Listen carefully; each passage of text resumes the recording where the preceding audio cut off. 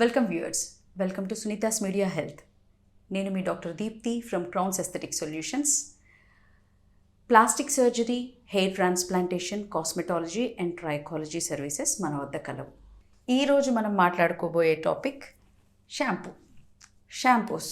ఏ shampoo వాడాలి, అసలు ఏ type of స్కాల్ప్కి, ఏ హెయిర్కి ఏ షాంపూ వాడాలనేది మనకు అర్థం కాదు. చాలామంది జుట్టు రాలుతుంది అంటే ఊరికి మీరు ఏ షాంపూ వాడుతున్నారు, ఏ షాంపూ వాడితే జుట్టు రాలడం ఆగిద్ది అని అడుగుతూ ఉంటారు. కామన్ క్వశ్చన్ కదా. మనందరం కూడా వీళ్ళు ఏ షాంపూ వాడుతున్నారు, వీళ్ళ హెయిర్ బాగా కనబడుతుంది, నాది డ్రై లుక్ ఉంది, ఇలా మనం కూడా ఆలోచించుకుంటూ ఉంటాం కదా. సో ఆ షాంపూ గురించిన చిన్నపాటి పరిజ్ఞానం మనం కొంచెం చూద్దాం ఇక్కడ, so that we take the choice. మనం ఆ చాయిస్ని చూస్ చేసుకునేటట్టుగా ఉండేలాగా బేసిక్గా మనం డివైడ్ చేద్దాం. జిడ్డు, డ్రై స్కాల్ప్, ఈ రెండు. ఓకే, ఆ డ్రై స్కాల్ప్లోనూ డాండ్రఫ్ ఉంటే ఎలా అనేది చూద్దాం. మామూలుగా డ్రై స్కాల్ప్ ఉన్నప్పుడు ఓవర్గా క్లెన్జింగ్ చేయకూడదు, కొంచెం మాయిశ్చరైజింగ్ ఎఫెక్ట్స్ ఎక్కువ ఉండాలి. అదే డాండ్రఫ్ కల ప్రాపర్టీస్ మన స్కాల్ప్కి ఉన్నట్లయితే, డాండ్రఫ్ అనేది ఫంగస్ ఎక్కువైనప్పుడు మన తల్లో నుంచి ఊరే చెమట, గ్రంథుల నుంచి ఊరే చెమట, నూనె, న్యాచురల్గా రిలీజ్ అయ్యే సీబమ్, ఈ రెండూ కలిసి ఆ చుట్టుపక్కల ఉన్న డెడ్ సెల్స్తో కలిసి ఫ్లేకీనెస్గా లేదా బురదలాగా లేదా పొడిగా డాండ్రఫ్ని ఫామ్ చేస్తూ ఉంటాయి. సో ఆ డాండ్రఫ్ని అరికట్టాలంటే మంచి ఫంగీసైడ్ అవసరం. ఈ ఫంగీసైడ్ అనేది మనకి ketoconazole based shampoos, zinc pyrithione shampoos మరియు సెలీనియం సల్ఫైడ్ షాంపూస్లో లభిస్తూ ఉంటుంది. ఈ షాంపూతో పాటు కొన్ని న్యాచురల్ ఇంగ్రీడియంట్స్ ఉండేలా చూసుకోవాలి. మీ షాంపూ డబ్బా కొంటారు కదా, దానిపైన న్యాచురల్ ఇంగ్రీడియంట్స్ ఏమున్నాయి, మాయిశ్చరైజింగ్ ఏజెంట్స్ ఏమున్నాయి అనేది చూసుకోండి. ఈ కాంబినేషన్లో ఇప్పుడు ఈ కీటోకొనజోల్ ఫంజీసైడ్ కావచ్చు, న్యాచురల్ ప్రాపర్టీస్ మరియు మాయిశ్చరైజింగ్ ఏజెంట్స్, ఈ మూడు ప్రతి దాంట్లో ఉండాలి. ఈ యాంటీ డాండ్రఫ్ షాంపూ సెలెక్ట్ చేసుకునేటప్పుడు ఇవి అందులో ఉన్నాయా అనేది చూసుకొని వాడండి. సో ముఖ్యంగా న్యాచురల్ ప్రాపర్టీస్ కల ఫంగీసైడ్స్ ఏమేంటి, tea tree oil, coal tar. Tea tree oil, coal tar కూడా ఫంగీసైడ్సే, కానీ న్యాచురల్ ప్రాపర్టీస్ కలవి కనుక షెల్ఫ్ లైఫ్ తక్కువ ఉంటుంది కనుక వాటిని ఇలాంటి షాంపూస్లో కలిపి ఎఫెక్టివ్గా మెడికేటెడ్ షాంపూస్ని తయారు చేస్తూ ఉంటారు. సో ఈ మెడికేటెడ్ యాంటీ డాండ్రఫ్ ఫంగీసైడ్ షాంపూస్తో ఈ న్యాచురల్ ఇంగ్రీడియంట్స్ అయిన టీ ట్రీ ఆయిల్, కోల్టార్ ఉండడం సెలెక్ట్ చేసుకోండి. అలాగే అందులో కొంత మాయిశ్చరైజింగ్ ఏజెంట్స్ ఉండాలి. లేదు అంటే మనం రెగ్యులర్గా డాండ్రఫ్ని పోగొట్టడానికి రెగ్యులర్గా షాంపూయింగ్ చేస్తూ ఉన్నాం అనుకోండి, స్కాల్ప్ అంతా డ్రై అయిపోతూ ఉంటుంది, ఇచ్చింగ్ స్టార్ట్ అవుతుంది. మళ్ళీ దానికోసము బేసిక్ మాయిశ్చరైజింగ్ ఏజెంట్స్ కాస్త ఆ డాండ్రఫ్ ఉధృతిని తగ్గిస్తూ కొద్దిగా కామ్ డౌన్ చేయడానికి, ఆ ఉధృతిని తగ్గించడానికి మాయిశ్చరైజింగ్ ఏజెంట్స్ ఉండాలి. అందులో గ్లిజరిన్, డాండ్రఫ్ ఉన్న వాళ్లకు ఈ మాయిశ్చరైజింగ్ ఏజెంట్స్లో ఏదో ఒకటో అన్నో ఉండొచ్చు. Shea butter, glycerin, olive oil, organ oil, aloe vera, coconut oil ఇలాంటివి ఉండేలాగా చూసుకోండి. సో ఇది మంచి యాంటీ డాండ్రఫ్ మెడికేటెడ్ షాంపూకి సంబంధించిన లిస్ట్ అన్నమాట. ఈ లిస్టులో ఒకటో అన్నో ఉండేలాగా చూసుకుంటే సరిపోతుంది. అదే మనకు ఆయిలీ స్కాల్ప్ ఉందనుకోండి, ఈ ఆయిలీ స్కాల్ప్, హెయిర్ థిన్నింగ్ ఉన్న వాళ్ళకి ఆయిలీ స్కాల్ప్ అందరికీ ఉంటుంది. ఈరోజే చేశాను, సాయంత్రం కల్లా జిడ్డు అయిపోయింది, ఇలా స్కాల్ప్ని పట్టుకుంటే బంకగా అతుక్కుంటూ ఉంది అంటూ ఉంటారు. అలాంటి వాళ్ళకి డీప్ క్లెన్జింగ్ యాక్షన్ ఉన్న షాంపూస్ కావాలి. ఏదో మైల్డ్గా బేబీ షాంపూస్ లాంటివి ఇలాంటివి సరిపోవు. అలాగని పూర్తిగా యాంటీ డాండ్రఫ్ షాంపూస్ అక్కర్లేదు, డాండ్రఫ్ లేదు కదా, కేవలం జిడ్డు ఉంది. అలాంటప్పుడు ఎస్ఎల్ఎస్ బేస్డ్ కాంపోనెంట్స్ ఉండేలాగా మరియు సల్ఫోసక్సినేట్స్ అందులో లిస్టులో, ఇంగ్రీడియంట్ లిస్టులో ఉండేలాగా చూసుకోండి. అలాగే క్లారిఫైయింగ్ షాంపూస్ వాడడం చాలా బెటర్. క్లారిఫైయింగ్ షాంపూస్ అని స్పెషల్గా దొరుకుతాయి, కొన్ని డ్రై షాంపూస్ లాగా కూడా దొరుకుతాయి, పెట్టేసుకొని వదిలేయడమే అనమాట అవి. సో వీటి వల్ల కొంచెం ఆయిల్ అనేది బ్యాలెన్స్లో ఉంటుంది.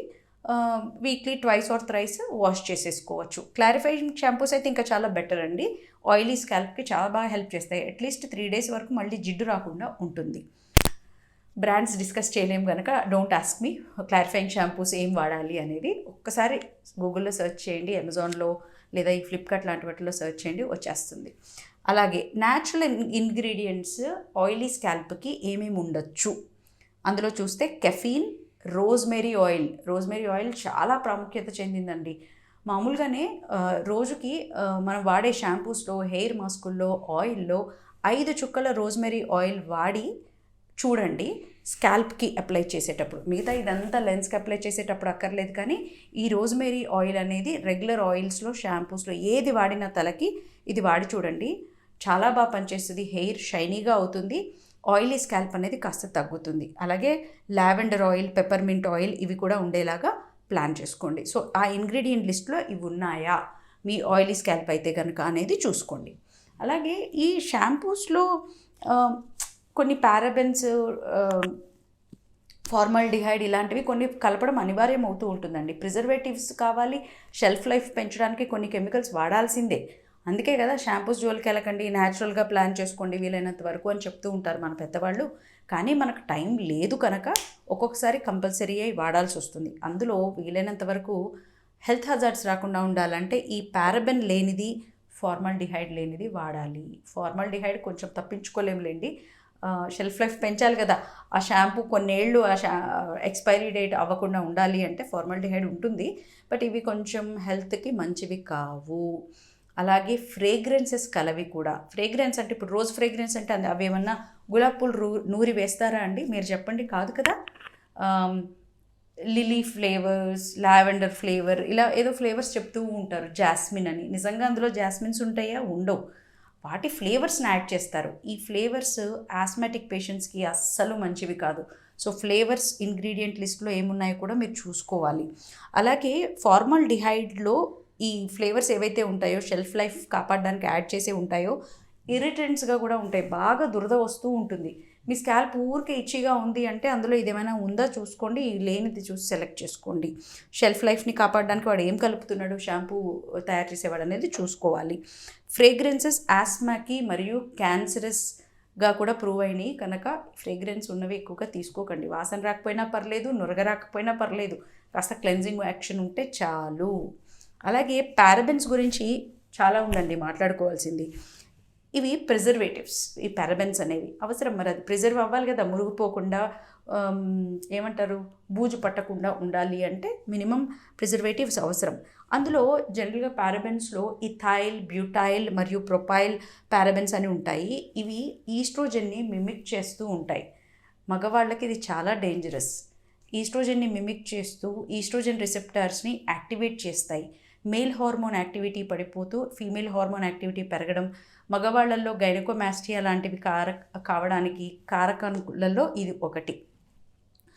పర్ఫ్యూమ్స్, ఇందులో కలిపే పర్ఫ్యూమ్స్ కూడా బ్రెస్ట్ క్యాన్సర్ని, ఎర్లీ ప్యూబర్టీని కలిగి ఉంటాయన్నమాట. అలాగే మగవాళ్ళలో స్పర్మ్ కౌంట్ని తగ్గిస్తూ ఉంటాయి. ఈ ఈస్ట్రోజన్ని మిమిక్ చేస్తూ ఈస్ట్రోజన్ రిసెప్టర్స్ని యాక్టివేట్ చేసి స్పర్మ్ కౌంట్ని తగ్గించడంలో ఇవి తోడ్పడుతూ ఉంటాయి కనుక వీలైనంత వరకు పారాబెన్ ఫ్రీ షాంపూస్ వాడదాము, ఫార్మాల్డిహైడ్ లేని షాంపూస్ వాడదాము. న్యాచురల్ ఇంగ్రీడియంట్స్, మాయిశ్చరైజింగ్ ఏజెంట్స్ తప్పనిసరి. ఆయిలీ స్కాల్ప్ అయినా, డాండ్రఫ్ అయినా. ఇందులో jojoba oil, avocado oil, argan oil అనేవి రోజ్మేరీ ఆయిల్తో సమానంగా పనిచేస్తాయి, చాలా మంచివి కూడా. సో ఇవి కొద్దిపాటిగా మీకు హెల్ప్ అవుతాయని అనుకుంటున్నాను. ఇంకా డీటెయిల్స్లోకి వెళ్ళొచ్చు. స్కాల్ప్లో డ్రై స్కాల్ప్, లైస్ ఉన్న స్కాల్ప్, రకరకాలు ఉంటాయి. బట్ ఎక్కువగా if you learn you will get confused. So basic ఇవి చూసుకోండి, మీ షాంపూలో ఇవి ఉన్నాయా అనేవి చూసుకొని మీరు ప్లాన్ చేసుకోండి. You won't go wrong.